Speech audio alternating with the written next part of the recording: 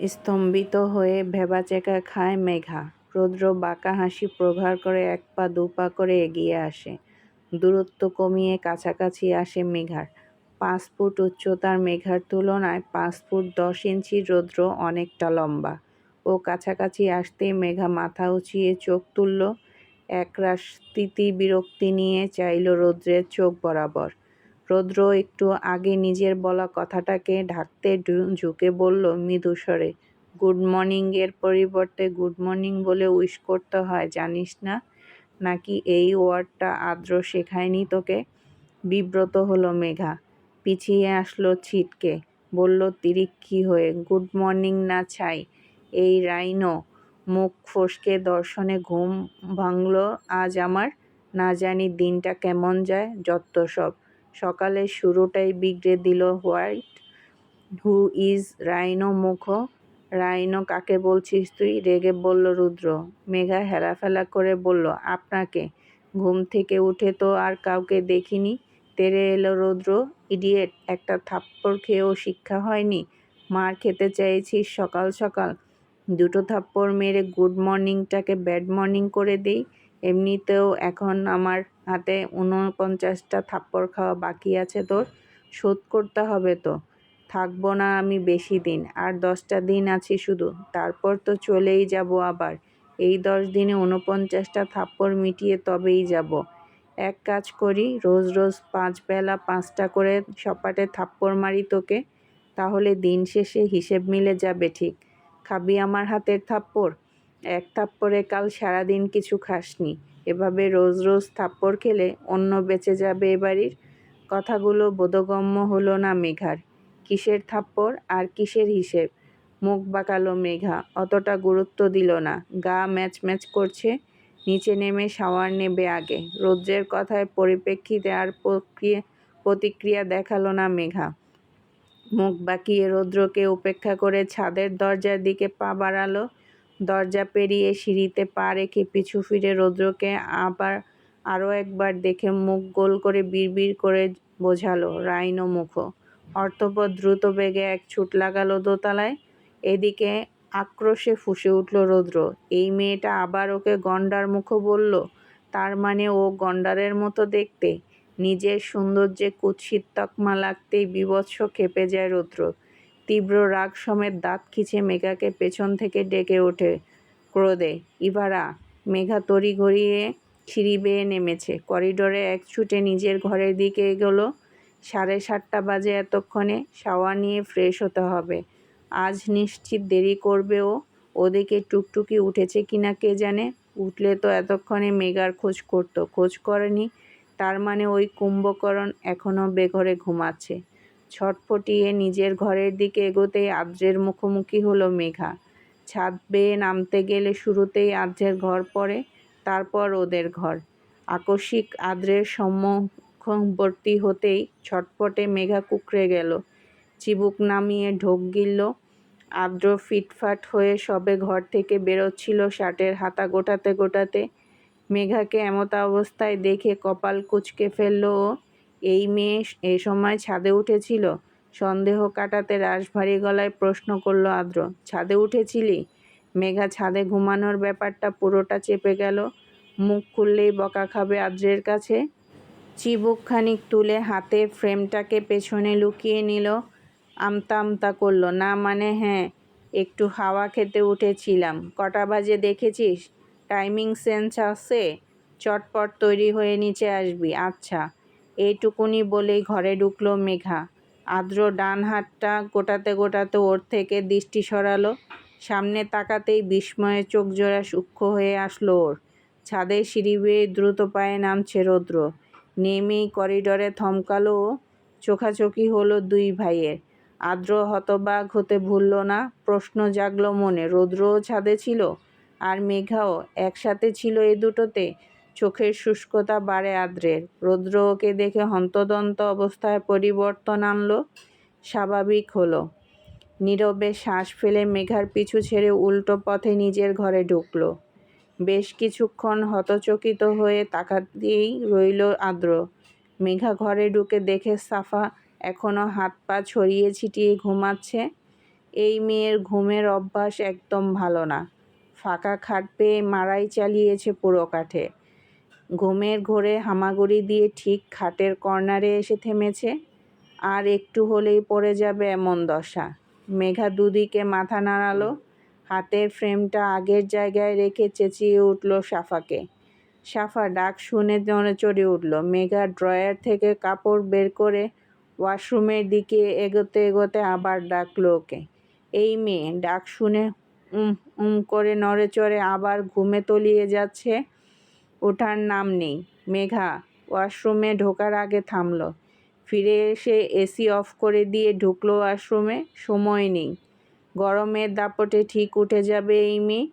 যা ভাবলো হিতে বিপরীত। শাওয়ার নিয়ে বেরিয়েও এই মেয়েকে ঠিক একই অবস্থায় দেখলো পড়ে পড়ে ঘুমাতে। অথচ ভার্সিটির দেরি হয়ে যাচ্ছে। বিরক্ত হলো মেঘা। চটপট এগিয়ে ঝাঁকিয়ে ডাকলো সাফাকে। এই টুকটুকি, উঠবি এখন? আর কত ঘুমাবি? দেরি হয়ে যাচ্ছে। এই গরমেও হেরফের নেই তোর? আজব তো, গরম লাগছে না? ওঠ। সাফা নড়ে চড়ে মুখ খুলল কাতর কণ্ঠে। গরম লাগছে। এসিটা একটু অন করে দে না মেঘা। আর 1 ঘন্টা ঘুমিয়েই তারপর উঠবো শিওর। মেঘা হতবম্ব হয়। কি বলে এই মেয়ে? হাতে সময় নেই, নাকি আরও 1 ঘন্টা ঘুমাবে? ফোঁস করে শ্বাস ফেলে গলা উঁচিয়ে বলল মেঘা। 8:30 বেজে গেছে, এখনও উঠবি না? থাক তুই, আমি গেলাম। আদ্র ভাইয়া তৈরি, গাড়িতে উঠে পড়েছে ইতোমধ্যে। আমি আর ভাইয়া চলে গেলাম, তুই থাক। মনে রাখিস, ভাইয়ার ক্লাস অযথা মিস করলে কিন্তু ভাইয়া ছাড়বে না তোকে। ক্লাসের সবার সামনে ঝাড়ি খেতে চাইলে ঘুমা। 1 ঘন্টা কেন, সারাদিন ঘুমা। আমি গেলাম। মেঘা মিছামিছি ভয় দেখালো ওকে। ভাবলো এবার হয়তো লাফিয়ে উঠবে ঘুম ছুটিয়ে। কিন্তু না, এই কুম্ভকর্ণের কোনো হেলদোল নেই। বরং হাত উঁচিয়ে বলল আধো গলায়, যা, গুড নাইট। মেঘা আশ্চর্য বনে যায়। এখন নাইট এই মেয়ের কাছে? মেঘা কোমরে 1 হাত ঠেসে মুখ গোল করে তাকায় সাফার দিকে। কপালকুচ চাপড়ে বলে, ওরে রাক্ষস, আজ রাবণের ভাই কুম্ভকর্ণের মেয়ে ভার্সন। ঘুমা তুই, আমি আর ডাকতে পারবো না তোকে। বলেই গিজগিজ করে ঘর ছাড়ল মেঘা। ব্রেকফাস্ট করে তারপর তৈরি হবে। সকাল এখন 10:45। লেকচারার আদ্রিয়ান কবির আদ্র গুরুভার হয়ে লেকচার ঝাড়ছে ক্লাসে। সবার গহীন মনোযোগ ওর দিকে। লেকচারারের সাথে সাথে সবটা নোটস করছে সকলে। একমাত্র নোটস করা থেকে বিরত সাফা। মেঘা ওর পাশের সিটে বসে সুন্দর করে নোটস করছে। মেঘা যেহেতু করেছে সেহেতু ওর করে লাভ কি? সাফা পিট করে একবার ডানে তো আরেকবার বামে তাকাচ্ছে। 2 ব্রিলিয়ান্ট ওর 2 পাশে। ডানে মেঘা আর বামে শিশির। আর মাঝখানে ও একলা নির্বোধ। জোরপূর্বক আদ্রের কথাগুলো মাথায় ঢোকাচ্ছে এই অনেক। খাতায় তুলতে গেলে গুলিয়ে যাবে সব। একসাথে এত ভারী ভারী লেকচার 2 জায়গায় ধরানো যায় নাকি? মাথায় ধরেছে, এই বিরাট ব্যাপার। মেঘা খাতায় ধরেছে, পরে ওর থেকে নিয়ে নেওয়া যাবে। সাফা নিরীহ মুখে পিটপিট করে তাকিয়ে তাকিয়ে দেখছে। আদ্র একটু থেমে বোর্ডের কাছ থেকে সরে এসে নিজের চেয়ারে বসলো। সবার মনোযোগ এখন খাতার দিকে। বোর্ডের সবটা নোট করে নিচ্ছে সকলে। পিনপতন নীরবতা পুরো ক্লাসরুমে। এতক্ষণ আদ্র বকবক করলো হাত চালানোর সাথে সাথে। এখন বিরক্ত নিয়ে সে নিজেও চুপ। চোখ তুলে তাকায় আদ্র। ক্লাসের সব স্টুডেন্টকে দেখে নেয় এক পলক করে। সবাই লিখছে। এক পর্যায়ে দৃষ্টি আটকায় আদ্রের। সবাই লিখছে না। সাফা লিখছে না। কপাল কুঁচকে ফেলে আদ্র। এই মেয়ে লিখছে না কেন? বুক ডেস্কে কোনোই ঠেসে গালে হাত রেখে মেঘার লেখা দেখছে সাফা। আদ্র উঠে দাঁড়ালো। নিঃশব্দে এগোলো ওদিকে। বাম দিক দিয়ে আলগোছে ওদের শাড়ির ডেস্কের পাশে দাঁড়ালো। ঠিক শিশিরের পাশে। পাশে কারোর উপস্থিতি টের পেয়ে লেখা ছেড়ে চোখ তুলল শিশির। আকস্মিক আদ্রকে দেখে খানিক চমকালো। তবে আদ্রের দৃষ্টি ওর নিজের দিকে নেই। এটা দেখেই স্বস্তিতে স্থির হলো মেয়েটা। বুকে আড়াআড়ি হাত গুটিয়ে শুষ্ক নেত্রে অমনোযোগী সাফার দিকে চেয়ে আছে আদ্র। অথচ সাফা ওর আবির্ভাব টের পেল না। শিশির পরিস্থিতি বুঝে কনুই দিয়ে আলতো করে খোঁচালো ওকে।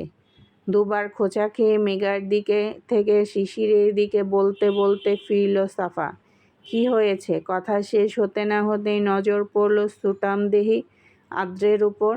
অমনি পিলে চমকালো মেয়েটার। চোখাচোখি হতেই হেঁচকি তুলল তৎক্ষণাৎ। দাঁত কেলিয়ে ঠোঁট আলগা করল। রাশভারী গলায় ধমকে সুরে বলে উঠল আদ্র, হোয়াট হ্যাপেন্ড? এদিক ওদিক কি দেখছ? নোটস কোথায় তোমার? ভদ্রতার সহিত উঠে দাঁড়িয়ে আমতা আমতা করল সাফা। না স্যার। হোয়াট? নোটস কোথায়? Let me see. নোট তো করিনি আমি। জড়ানো গলায় মিনমিন করল সাফা। করুণ চোখে তাকালো, ইশারায় বোঝালো। এত সবার সামনে যেন ছাড় দেয় ওকে। ধমকালে আদ্রের সাথে আড়ি করবে সে। বিপরীতে আদ্র মুখ ভঙ্গিমা আরও কঠোর করে শক্ত কণ্ঠে বলল, নোট করনি কেন? Sir? What sir? Answer me. Note করনি কেন? ঠোঁট উল্টায় সাফা। মেঘা তো নোট করেছে, এতেই হবে আমার। বেকার বেকার দুটো পৃষ্ঠা আর কলমের কালি নষ্ট করব কেন? আমরা সেম সেম, একজনের হলেই দুজনের হয়ে যাবে। আদ্র কথা না বাড়িয়ে পানিশমেন্ট দিল। পুরো ক্লাস দাঁড়িয়ে থাকবে? একে তো ক্লাসে অমনোযোগী, তার উপর উল্টাপাল্টা লজিকে মুখে মুখে তর্ক করেছ। It's your punishment. বলেই হনহনিয়ে ওদের পাশ থেকে সরে আসলো আদ্র। ক্লাসের সবাই লেখার ফাঁকে দৃশ্যটুকু দেখল। মুখ কালো করে উষ্ট উল্টে ছলছল চোখে আদ্রের যাওয়ার পানে তাকিয়ে রইল সাফা। কেউ কেউ ঠোঁট চেপে হাসছে ওকে দেখে। বিকেলে অফিস থেকে বাড়ি ফিরেছেন তোফায়েল কবির। ব্যালকনিতে ইজি চেয়ারে বসে ঝিমোচ্ছেন তিনি। চোখ লেগে আসছে তার। শরীর অবসন্ন লাগছে। শরীরের ভার টেনে ঘরে নিতেও দুর্বলতা আসছে। বয়স বাড়ার সাথে সাথে জোর কমে আসছে ইদানিং। চোখের পাপড়ি নিভিয়ে নীরবে বসে আছেন তিনি। রুবিনা কবির ঘরে ঢুকলেন। ঘর থেকে সোজা বারান্দায় উপস্থিত হলেন। এ সময়ে এক কাপ চা নিয়ে আসতে ভুলে যাননি। চায়ের কাপখানা স্বামীর দিকে বাড়িয়ে দিয়ে গলা পরিষ্কার করে ডাকলেন তিনি, শুনছেন? চোখ মেললেন তোফায়েল কবির। নড়চড় না করে উত্তর করলেন, বলো। চা এনেছি, নিন আগে। চায়ের কাপ হাতে নিলেন তোফায়েল কবির। রুবিনা কবির খানিক সময় চুপ থেকে কথা গুছিয়ে নিলেন মনে মনে। অর্থপর মুখ খুললেন, আমি যা বলেছিলাম তা কি মনে আছে আপনার? কি? রৌদ্রের বিষয়ে? ভুলে গেছি, আবার বলো। রৌদ্রের প্রতি তোফায়েল কবিরের উদাসীনতা দেখে কেবলই দীর্ঘশ্বাস ফেললেন রুবিনা কবির। বললেন, রৌদ্রকে আর ফিরতে দেব না আমি। যে করেই হোক ওর যাওয়াটা আটকান। দিনগুলো চোখের পলকে পেরিয়ে যাচ্ছে। ওর চলে যাওয়ার সময় ঘনিয়ে আসছে। আপনি যা খুশি করে আটকান আমার ছেলেকে। তোমার বেপরোয়া ছেলেকে আজ অবধি কখনো আটকাতে পেরেছি যে এবার পারবো? চেষ্টা করলেই পারবেন। চেষ্টা তো করে দেখুন। তোমার ছেলের হালচাল কিছুই বোধগম্য হয় না আমার। কিভাবে চেষ্টা করব? চেষ্টার জন্য একটা খুঁটির প্রয়োজন।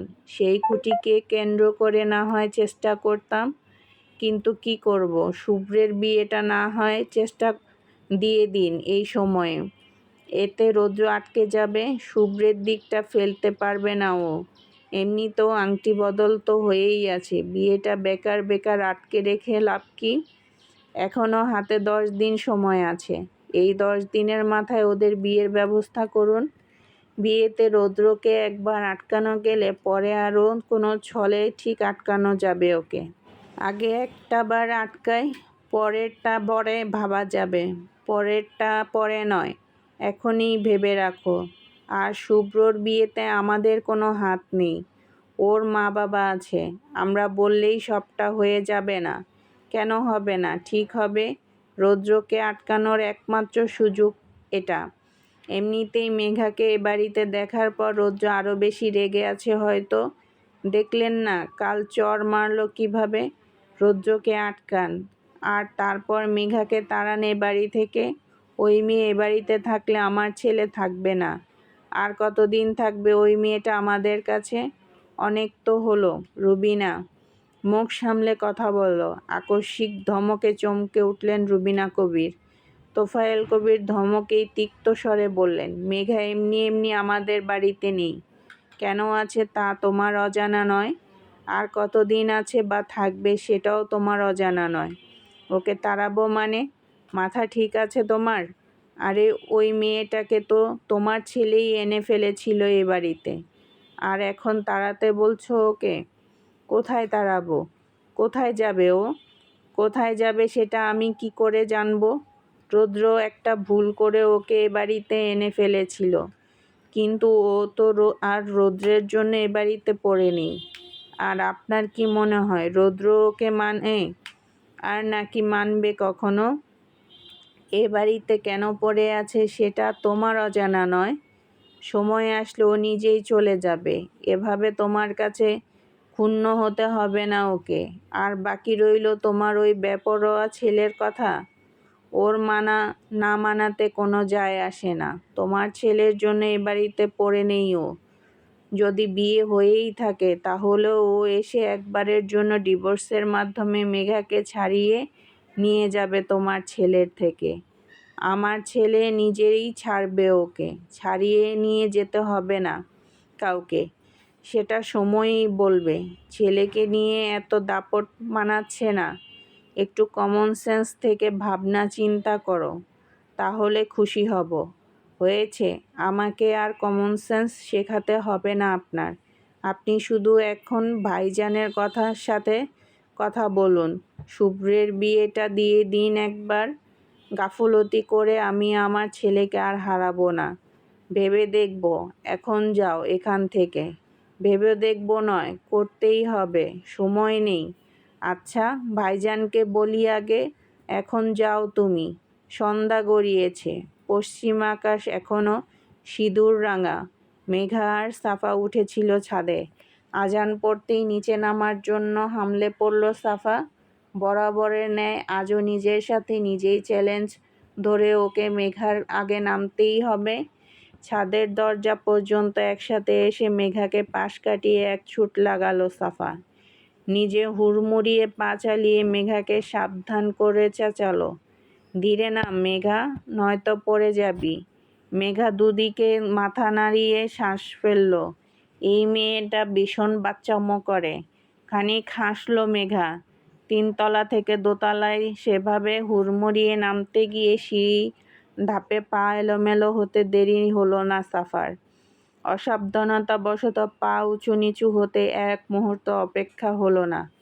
ভারসাম্য হারিয়ে এলোমেলো হয়ে পা পেঁচিয়ে এলো ওর। নিমিষেই শরীরটা হেলে পড়ল সামনের দিকে।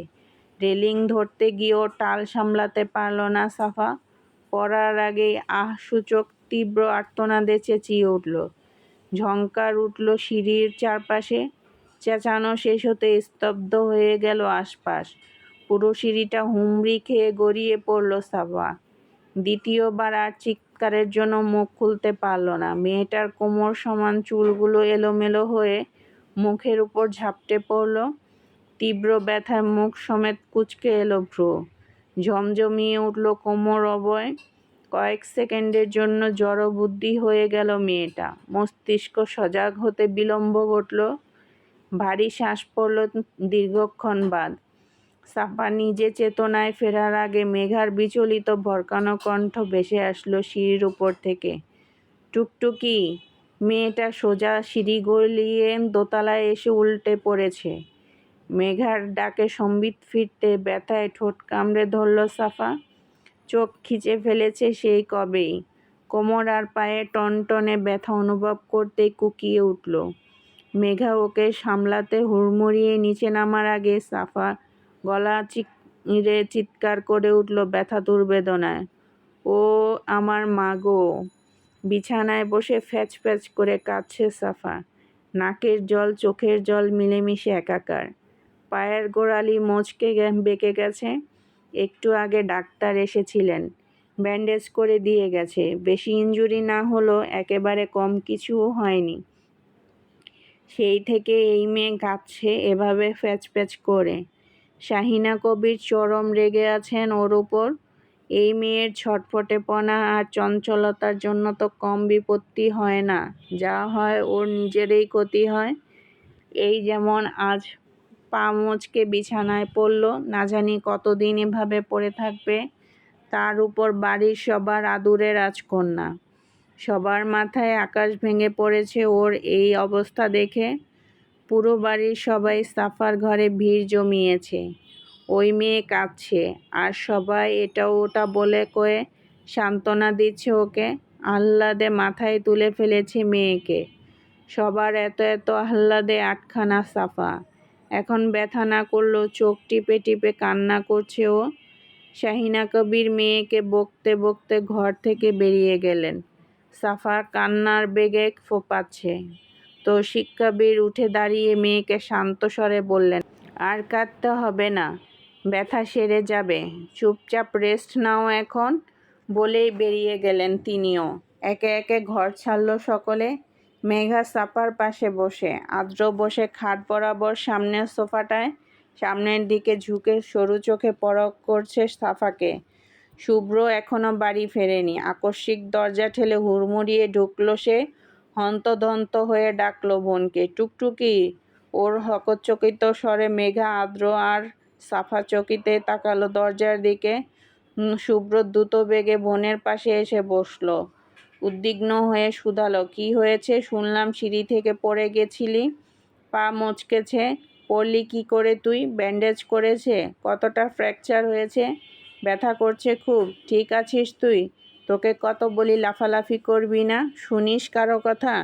এখন দেখ তো কী অবস্থা করলি নিজের। ডাক্তার কি বলেছে বনু? সেরে যাবে তো পা? উষ্ট উল্টায় সাফা। শুভ্রের এত সব প্রশ্নের উত্তর করে আদ্র। উঠে দাঁড়িয়ে এগিয়ে বলে, তোমার বোন ঢং করছে ভাইয়া, তিলকে তাল করো না তো। কিছু হয়নি ওর, জাস্ট একটু পায়ে লেগেছে। এতে এই ঢঙ্গি পুরো বাড়ি মাথায় তুলেছে। সবাই ওকে এমনভাবে ট্রিট করছে যেন আরও কত বড়সড় কিছু হয়ে গেছে। বাদ দাও ওর কথা, ওকে যত আশকারা দেবে তত মাথায় উঠবে ও। তুমি যাও, গিয়ে ফ্রেশ হয়ে নাও। শুভ্র তবু বিচলিত হয়ে বলল, আদ্র মজা নিস না, এক্সট্রেলি বল কি হয়েছে ওর? তেমন কিছু না, ওর চপলগিরির জন্য শুধু একটু পা মচকেছে, এখন বেশি কিছু হয়নি, ডোন্ট ওয়ারি। বেশি কিছু হয়নি বলেছে তোমায়? ওটা ভুয়া হাতুড়ি ডাক্তার এনেছ, তাই আমার ফ্র্যাকচার ধরতে পারেনি, পা ভেঙেছে আমার। আর ওই বেটা বলেছে মচকেছে আমার পা। ব্যথায় মরে যাচ্ছি, আর তুমি বলছো ঢং করছি আমি? তোকে চেনা আছে আমার, চুপচাপ বসে থাক। আরও কর উড়নচণ্ডীগিরি, পড়ালেখায় ডাব্বা, ক্লাসে মনোযোগ নেই, আর সারাদিন ধেই করে বেড়াবে। এবার বসে থাক পা ভেঙে। পেয়ে গেলি তো একটা সুযোগ, এই সুযোগে মাস কয়েক ভার্সিটি মুখ হবি না আর, স্টুপিড কোথাকার। ভার্সিটির কথা উঠতেই নেকি কান্না ছেড়ে ফোঁস করে বলে উঠল সাফা, হায় আল্লাহ, আমি তো ভুলেই গেছি, আমি না তোমার সাথে কথা বলবো না বলে প্রমিস করেছিলাম। তুমি পাক্কা 25 মিনিট ক্লাসের সবার সামনে দাঁড় করিয়ে রেখেছিলে আমায়। I am agree with you. বের হো আমার ঘর থেকে। আদ্র বেরিয়ে যেতে যেতে বলল, তোর ঘরে থাকতে আসিনি আমি, টুকটুকির বাচ্চা, আদ্র ভাইয়ার বাচ্চা।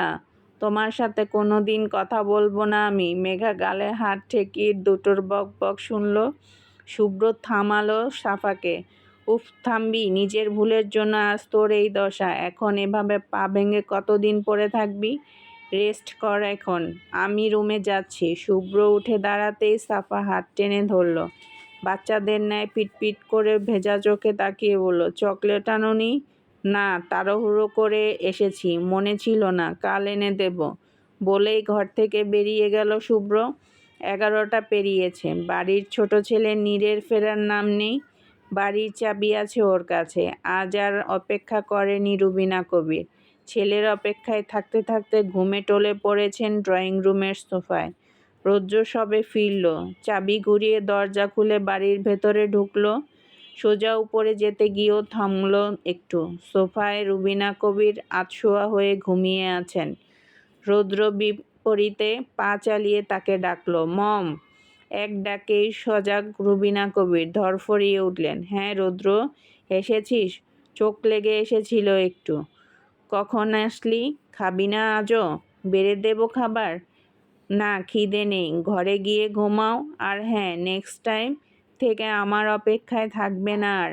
আমি কখন ফিরবো না ফিরবো তোমার এর অপেক্ষা করে বসে থাকতে হবে না। সবাই আমার ধারা ছেড়ে দিয়েছে, তুমিও ছেড়ে দাও। আমায় নিয়ে ভাবতে গিয়ে নিজের আরামকে হারাম করো না। ঘুমাও গিয়ে। কথা শেষ করেই ধূপ ধাপ পা ফেলে উঠতে লাগলো রৌদ্র। রুবিনা কবির নিঃশব্দে হতাশ শ্বাস ফেললেন কেবলই। ছেলেকে ডাকলেন, না আজ আর। ডাকলো এই বেপরোয়া ছেলে সাড়া দেবে না। রৌদ্র নিজের ঘরে ঢুকে লম্বা শাওয়ার নিয়েছে। এখন ঘড়ির কাঁটা প্রায় 12টার ঘর ছুঁই ছুঁই। শাওয়ার শেষে একখানা কালো টি শার্ট জড়িয়েছে গায়ে। ভেজা চুলগুলো মোছার চেষ্টা করেনি, সেভাবেই টুপটাপ পানি ঝরছে চুল থেকে। ভেজা চুল লেপ্টে কপালে। নিজ ঘর থেকে বেরিয়ে টুকটুকির ঘরের সামনে এসে থামল রৌদ্র। ঘুমানোর আগে শুভ্র ফোন করেছিল ওকে। তখন টুকটুকির অবস্থা জানতে পেরেছে রৌদ্র। শোয়ার আগে একবার মেয়েটাকে দেখে গেলে মন্দ হয় না। এই রাতে আকপিস না ভেবে দরজায় টোকা মারে রৌদ্র। ভেতর থেকে দরজা লাগানো, বেশ কবার ধৈর্য নিয়ে টোকা মারল রৌদ্র। খুলল না দরজা। এবার সে চরম বিরক্ত হলো। জোরে শব্দ করে নক করল দরজায়। 3বারের বেলায় খুলল দরজাখানা। রৌদ্র আবার টোকা মারতে গিয়ে হাত সরিয়ে নিল। দরজা খুলল মেঘা। খুলে ঘুমকাতর আধো চোখে রৌদ্রকে দেখে খ্যাঁক খ্যাঁক করে উঠল। প্রবলেম কি? এত রাতে ডিস্টার্ব করছেন কেন? প্রত্যুত্তরে সরু চোখে চেয়ে রৌদ্রের স্বাভাবিক কণ্ঠ। টুকটুকি কোথায়? ঘুমিয়েছে। মেঘার চোখ নিভু, ঠিকঠাক চোখ মেলে তাকায়নি এখনো। ঘুমের মধ্যে আকস্মিক ব্যাঘাত ঘটেছে। মাথা টলছে কেমন। রৌদ্র স্থির দৃষ্টি তাক করে বলল কঠিন স্বরে, তুই ঘুমাসনি কেন? খেকিয়ে উঠল মেঘা। আজব তো, ঘুম ভাঙিয়ে বলছেন আমি ঘুমাইনি কেন? কখন ঘুমাস তুই? ঘুমের ঘোরে হাই তুলে সোজাসুজি জবাব দিল মেঘা, 11টা। ঘুমের মাঝে স্বল্প এলোমেলো মস্তিষ্ক। সম্পূর্ণ সজাগ নয় মেঘা। তাই তো বনিতা ছাড়া এভাবে সোজাসাপটা উত্তর করল। রৌদ্র বুঝল, বলল আকস্মিক, শোন, কাল থেকে দরজা খুলে ঘুমাবি। আমি ফেরার পর যেন এ ঘরের দরজা খোলা পাই, বুঝেছিস কি বললাম? মুখ কুঁচকে ফেলল মেঘা। ভ্রু জোড়া করে নিভু চোখে তাকালো। রৌদ্র আবার শুধালো, কি বলেছি মাথায় ঢুকলো? ডিসগাস্টিং লোক, আপনার কথা কেন শুনবো আমি? তুই শুনবি না, তোর ঘাড় শুনবে। রোজ রাতে বাড়ি ফেরার পর ঘুমানোর আগে তোকে দেখা চাই আমার। যদি আমার কথার হেরফের করিস তাহলে 49টা থাপ্পড়ের জায়গায় দ্বিগুণ থাপ্পড় খাবি আমার হাতে। দরজা খুলে ঘুমাবি, এটাই ফাইনাল। মেঘা ঘুমের টালে কি বুঝলো কে জানে, হাই তুলতে তুলতে মুখের উপর দরজা আটকাতে গেলে রৌদ্র বাত সাধল। 2 হাতে ঠেস দিয়ে দরজার কপাট আটকে ধরল। দরজা মারিয়ে ঘরে ঢুকলো তড়িতে। ঝট করে পেছালো মেঘা। মেঘার দিকে এগিয়ে কিছু বুঝতে দেওয়ার আগেই ওর মাথা কাটাটা এক টানে খুলে নিল রৌদ্র। নিমিষেই পিঠ ঝাঁপিয়ে আছড়ে পড়ল ঘন কৃষ্ণ কেশদল। মাথা হতে চোখে মুখে আছড়ে পড়তে বিলম্ব হলো না। মেঘা ঘুমের ঘোরে হতবাক হয়ে ফ্যালফ্যাল করে চাইল। হলদে ডিম লাইটের আলোয় মেঘার উপর ঝুঁকে এলো রৌদ্র। পেছাতে গিয়েও পারল না মেঘা। শুষ্ক নেত্রে রৌদ্র পরখ করল ওকে। মেঘার চুলের কাঁটাটা এখন ওর হাতে। রৌদ্র কাঁটাটা তুলে মেঘার মুখের সামনে ধরল। ক্ষীণস্বরে হিসিয়ে বলল, you look breathtaking like this. আমার সামনে আসলে এভাবেই আসবি প্লিজ। মারাত্মক লাগে তোকে দেখতে। চলবে ইনশাল্লাহ। বন্ধুরা, আজকের পর্ব কেমন লাগলো অবশ্যই কমেন্টস করে জানাবেন। আর যদি আমার চ্যানেলে নতুন হয়ে থাকেন তাহলে চ্যানেলটি সাবস্ক্রাইব করে দিবেন। নতুন পর্বের জন্য পাশে থাকবেন।